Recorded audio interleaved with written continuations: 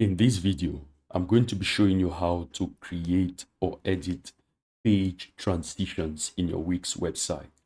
So this is the website I have. You can see I have quite a number of pages here, just a few pages. I want to add transitions. So I'll go to my site design here, click there, and it's going to show me this, a number of options, color theme, text theme. This is what I want to focus on, which is called page transitions. I'll click on that. And by default, it is unknown. And there is also horizontal, and then there's vertical, and then there is crossfade, and then there is opt-in. You can choose whichever page transition you desire here, and make sure to save that transition. I'm going to click on done and then publish. So when you preview your website, you're going to see the transitions at work.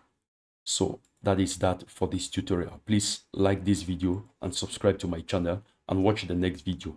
God bless you. Peace.